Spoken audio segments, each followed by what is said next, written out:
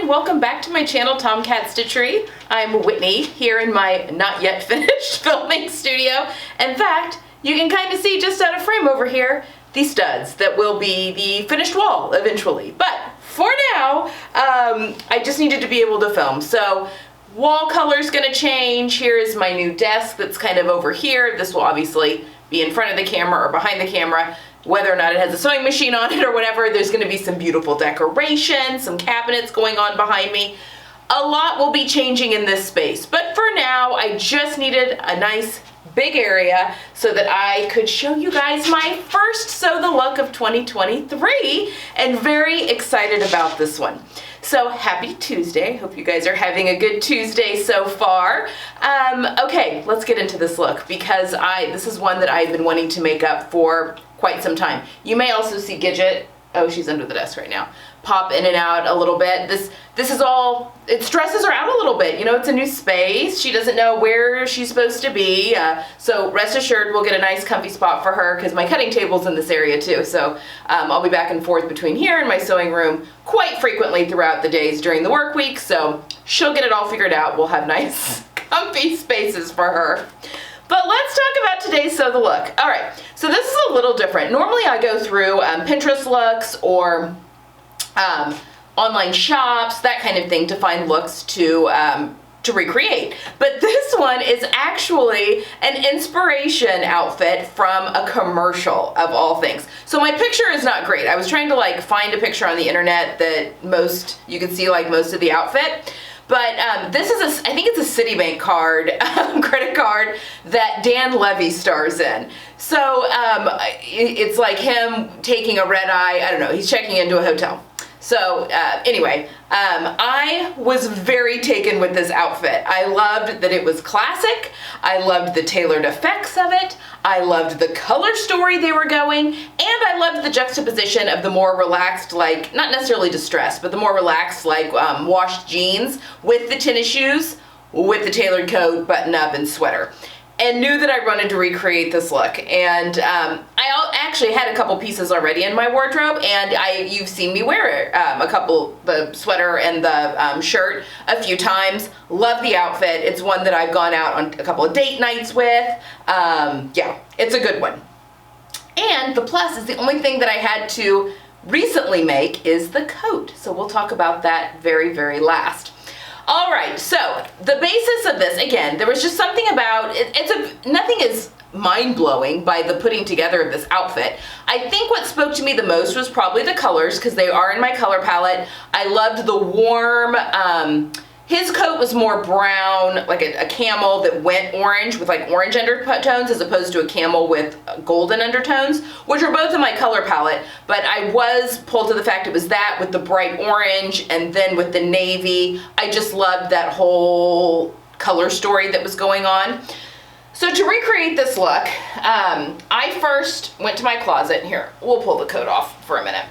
Went to my closet and I had this J.Crew sweater. It's just a cotton sweater, which would be very easy to recreate, in this navy blue that I usually wear as like a t-shirt. It is a cotton sweater, and so it can be washed and dried pretty easily. Honestly, it's almost on its last leg. It's looking a little worse for wear. It's kind of faded and getting kind of pilly. But I think it can make it through probably the spring, and then maybe in the fall it's going to need to be replaced. But it's gone the long haul. It gets worn a ton. And then I also had, so that was a pretty easy one. However, if you wanted to recreate your own, just a t-shirt pattern. This is just a crew neck sweater. So a t-shirt pattern and a beautiful sweater knit would do the trick. My favorite t-shirt pattern is the Concord by Cashmerette.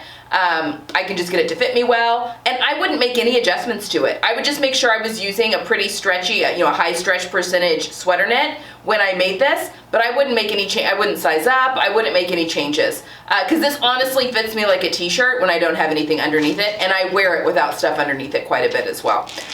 Style Maker Fabrics has some beautiful, sorry, the dog's being restless over here. Style Maker Fabrics has some beautiful sweater knits if that's something that you're interested in. But yeah, I think, yeah, it would be very easy to recreate. Underneath it, you guys have seen this, is the Simplicity, oh gosh, 1538, I believe. I'll put a picture of the pattern. which there's a lot of button-up patterns that I've tried and a lot that I really like. So, you know, I feel like, you know, find one that you just really love. I was very impressed with this one. I did have to do adjustments to it because I needed the full bust adjustment. I think I had to shorten things. I have a whole video on this actual shirt. I'll pop it up here. But I used a silk crepe de chine from Stashify that I grabbed off Stashify. I love this shirt so much. I get compliments on it every time I wear it. In my color palette, my best like pops of color are a cobalt blue and this bright orange, which can also be like a warm red, you know, like a orange red. Those are my best like bright pops of color, the brightest colors that are on my color card, I would say. And I really enjoy, as you know, a good pop of color. It's my dopamine dressing, right? But anyway, it's a wonderful button-up shirt. I actually wear this quite a bit. It's got, oh, I don't have the sleeves all the way through here. They're down here. It's got a nice like narrower cuff, which is actually very similar to the Cashmerette Vernon in the finishing of the bottom of the sleeves there, where it just gathers really beautifully. But it's a great shirt pattern. So if you're looking for, if you like Big Four patterns and you're looking for a good button-up shirt pattern, Simplicity 1538, I'm pretty sure that's the right number. If it's not, you will have seen the pattern, is a really great one. And it's got some really good tips and tricks in it as well. And then I just have it paired with my J.Crew jeans. These are a straight leg jean. I think that they call them, it's the 90s, high-waisted 90s relaxed fit, something like that. They're over a year old. I don't think they have this exact style anymore, but they're basically a straight leg jean. They have a raw hem. I just fold it up. I like it cuffed. I fold it up once, but they're a little bit more relaxed. With my body type, I love this type of jean. I have very straight through the hips. So skinny jeans are not necessarily my friend. It makes me look top heavy when I have like a legging or the skinny jeans. It just wasn't a good fit for my body. But it's great on mini bodies. It looks great on my daughter. She's an hourglass. So with that hip curve, I love you know, like a legging and a skinny jean look great on, I think, on her figure. I just prefer something that adds some width to my hips, so that it gives me more, balances me out a little bit more, and a little bit more width to my legs, because that's the skinnier part of my body is my lower half. So I'm loving the flares. I'm loving the more relaxed fit jeans, which are harkening also back to my days in the 90s. My growing up years in the 90s, I was a teenager in the 90s. So I'm 40, almost 43. I'll be 43 next month, if anyone is trying to guess my age. But yes, born in 1980, but was a teenager in the 90s, and this definitely harkens back to that. This is a non-stretch denim. It's a rigid denim, and I absolutely love these jeans. They're wearing in really, really well. So I already had the basis for this, and then my New Balance, my orange New Balance sneakers were perfect as well to really give me most of the look. But obviously, what I really love is the layering with that tailored jacket. So I was on the lookout, and I have a few patterns that are in my stash, but I was on the lookout for a tailored coat that had a nice notched lapel, something a little bit longer, but I also have to say that I wasn't in the mood to do any like extreme tailoring. I have a Jessica blazer on my list of things to make this year, and I'm not in a headspace for it right now. So I didn't want a tailored coat, you know, where I needed to do a lot of like, you know, taping my roll lines and that kind of thing. So I was looking for something a little easier. And lo and behold, No Me Patterns released, gosh, how many did they release? 8 patterns, I think, when they came out. They're the next pattern line with the commercial patterns. Mimi G spearheaded this. I have made 2003, which you guys haven't seen yet. It was, I mean, I was doing a vlog, but it's the Alyssa Threads cropped little sweater with the ruffles. I made it for my daughter for Christmas. I'll have her on here in it because it's adorable. It really turned out really cute. So I will have her on here to talk about that more. I also made the 2002, which were the Brittany J. Jones pleather pants. That will be a Sew the Look coming up soon, so stay tuned. And then this is the Butte J'adore 2001. I think it's a coat and a pant pattern. I just love it. It was, as far as tailored coats go, it was a pretty easy make. Now, there's a lot of fabric, and I'm using a heavy, it's a virgin wool from Minerva, 100% wool that comes in quite a few colors. This is actually the same, if you were following along with Vlogmas, this is the same fabric I used for my sister's bamboo coat that I hacked. You know, I cropped it, and which she loves, by the way. She absolutely loves that jacket. It was in like a blue-gray color. That turned out really, really well. Same fabric that I used for this from Minerva. It's wonderful. It presses beautifully. It is,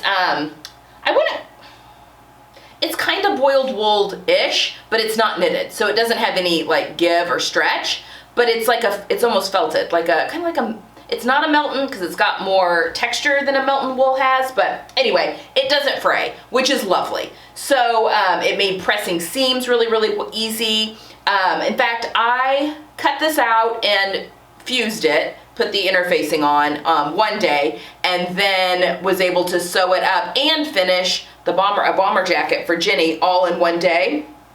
So I had headphones on and was listening to a book on tape, or book on tape. I just aged myself. Listening to an audiobook and was just able to shoot through this. Now, let me tell you, I made the size 14 in this. And it's pretty generous. I would say of the patterns I've made, I have still had to look at finished measurements to pick my size. I did make the size in the pants that I was told to make, and they fit great in the waist. They're a little roomy in the hip, but that's kind of the style of the pants, so I'm leaving it. I think those turned out pretty good. This also recommended that I made a 16, but I looked at the finished measurements, knew how I mean, it's got a drop shoulder. I didn't want it too oversized and slouchy on me, so I did size down to the size 14 for this, and I think it worked perfectly. This pattern also comes with belt loops and a belt, but I omitted both of those. Number one, I didn't have fabric. I used every bit of fabric I had, which was 3 meters for this coat, and had nothing left. In fact, I had to cut the top collar I had to add a seam allowance to my top collar and the back, which I don't think is that big of a deal. I shortened the body by 2 inches, and then I shortened the sleeves by 1 inch, but other than that, that's the only adjustments that I made. The pattern comes with inseam pockets, which are much easier than like a welt pocket. Not as fun, but they are. I love sewing welt pockets, they're fun. But it was easier, and so I went ahead and stuck to that. I used a, here, I'll bring her up closer. I used actually scraps from my batik cotton fabric for the inside pocket lining. I like a good sturdy cotton for my pocket lining instead of using the actual lining. I did top stitch. Can you see that? I top stitched the whole, perimeter of the jacket. I just think, sorry, that is really, I need to get my lights figured out still in this space. And when my walls are white, I think it's gonna make a big difference, so bear with me. Still figuring out the filming studio, but I did the beautiful top stitching. It's got these beautiful kind of faux tabs that are on the sleeve that I think are fun. I did the top stitching around the sleeve as well, and I just think it looks really, really professional. Now, I don't have my fancy sewing machine set up yet, my Bernina, because we still have to do drywall in here, and I do not want any drywall dust getting anywhere near that new machine. So hopefully that's happening this week, the drywall. And then I'm gonna put a buttonhole on this when I'm waiting. I'm just gonna do a single button, I think, because I omitted the waist tie. I'm gonna put just a single button, just so I can close it if I want. And I'll probably put it like right there. So low, but that way I can close the coat if I want. I bought some top stitching thread at University of Sewing when I was down there, so I'm all set and ready to go with that. So as soon as I can get the machine set up, I will be adding a buttonhole and a button to the front. I probably won't wear it closed hardly at all, if ever, but I like to have the option. So that's what I'm gonna do. It is fully lined. I used the rest of that Distachify lining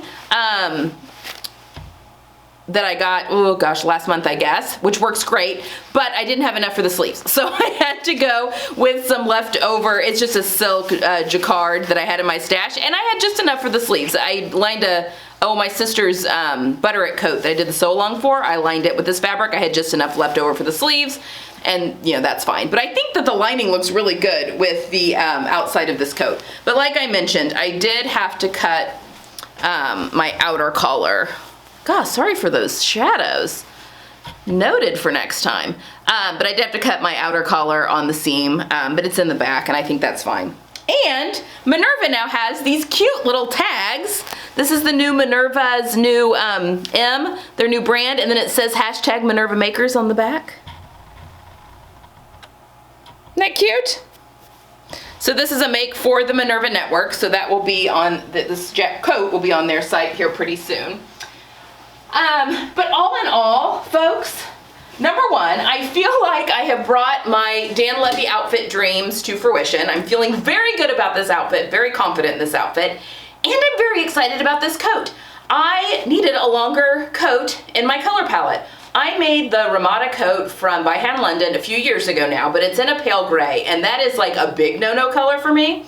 You know, there's some colors you can get away with, but pale heathered gray is about as no-no as I should be wearing. Actually, that and then charcoal gray are two that I'm like, don't wear those.